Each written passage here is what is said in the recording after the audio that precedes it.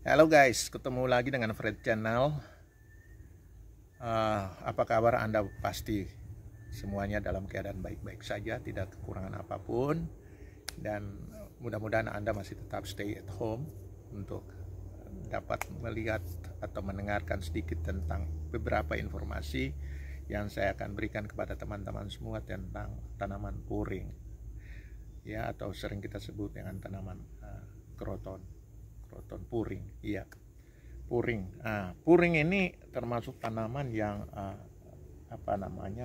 punya perseratan tumbuh yang memang tertentu yang harus kita perhatikan untuk mendapatkan pertumbuhan yang bagus. Terutama yang kita inginkan di sini adalah struktur tanaman yang indah, kemudian dengan daun yang memang berwarna yang kita kehendaki sesuai dengan warna asli tanaman tersebut.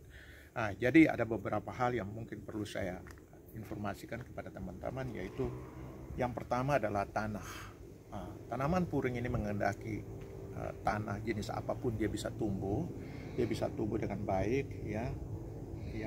Yang penting di sini adalah yang kita jaga di sini adalah tanah tersebut harus dalam keadaan lembab, tidak mengalami kekeringan, karena jelas kalau kekeringan itu akan mengakibatkan stres bagi tanaman tersebut, akan mengakibatkan gangguan pertumbuhan, sehingga kita harus tetap menjaga tanaman tersebut bisa tumbuh dengan baik dengan menjaga kelembapan dengan cara menyiram. Kemudian tanahnya itu harus aerasinya baik. Setiap saat saudara harus bisa membuat menggemburkan tanah. Seandainya Anda menanam di dalam polybag, tanah itu bisa digemburkan dengan sekali-sekali memberikan pupuk yang perlu dibutuhkan untuk tanaman tersebut.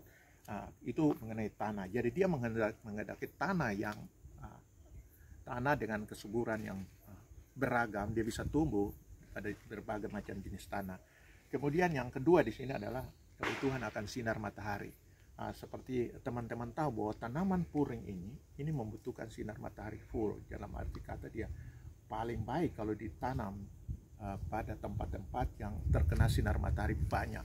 Itu dia akan bagus. Karena begini, kalau teman-teman tempatkan dia dalam ruangan, hati-hati juga bahwa warna daripada daun ini akan menjadi berubah. Warna aslinya tidak akan seperti ini, ya, seperti yang teman-teman lihat. Ini dia akan berubah, ya.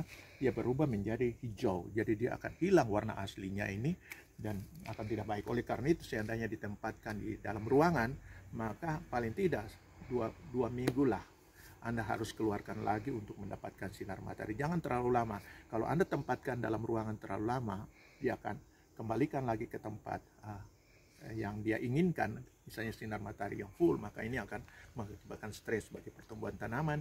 Dia akan menyesuaikan kembali pertumbuhannya dengan keadaan tumbuh aslinya. Jadi itu hati-hati juga karena warnanya ini akan berubah. Teman-teman lihat ini, warna ini bisa jadi hijau semua. Karena sudah menjadi hijau dan hilang warna aslinya, maka ini akan penampilan tanaman itu akan semakin kurang menguntungkan, tidak baik. Jadi karena itu tolong ditempatkan tanaman itu pada kondisi sinar matahari yang cukup bright sunlight. Itu akan sangat bagus sekali untuk tanaman puring ini.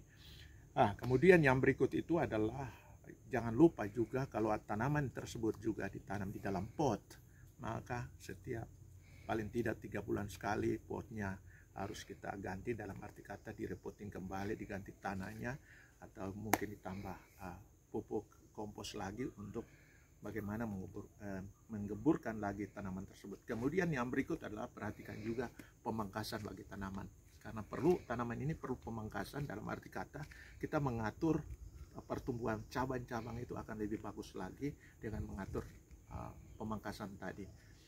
Itu pemangkasan. Kemudian yang perlu teman-teman perhatikan juga adalah terutama akhir-akhir ini hama yang sering kita lihat sini adalah hama kutu putih yang sangat parah sekali menyerang tanaman-tanaman puring. Bahkan bukan tanaman puring saja, tapi tanaman-tanaman lain pun diserang, cabai dan sebagainya, tanaman-tanaman hias yang lain pun diserang oleh kutu putih ini.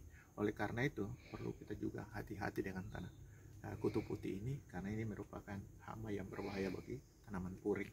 Jadi teman-teman, itu beberapa hal yang mungkin saya perlu informasikan kepada teman-teman supaya puring yang teman-teman budidayakan itu akan menghasilkan pertumbuhan yang bagus dengan warna yang bagus, ya.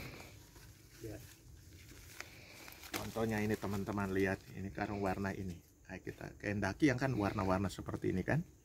Jadi hati-hati untuk menghasilkan warna-warna seperti itu, perhatikan keadaan tempat tumbuhnya sehingga dia punya warna aslinya itu tidak hilang. Warna aslinya itu masih tetap. Oke, jadi itu teman-teman beberapa informasi yang saya bisa berikan kepada teman-teman sekalian. Bagi para pecinta puring, perhatikan hal-hal tersebut. Karena lingkungan tumbuh tanaman ini penting sekali untuk diperhatikan. Setiap persyaratan tumbuh yang dikehendaki oleh tanaman puring itu paling tidak kita bisa penuhi sehingga pertumbuhannya akan bagus, ya, warna daunnya akan bagus, dan itu kita bisa nikmati apa yang kita budidayakan. Oke teman-teman, sekian saja sedikit informasi tentang lingkungan tumbuh daripada tanaman puring. Sekian saja, sampai ketemu pada informasi berikutnya melalui Fred Channel.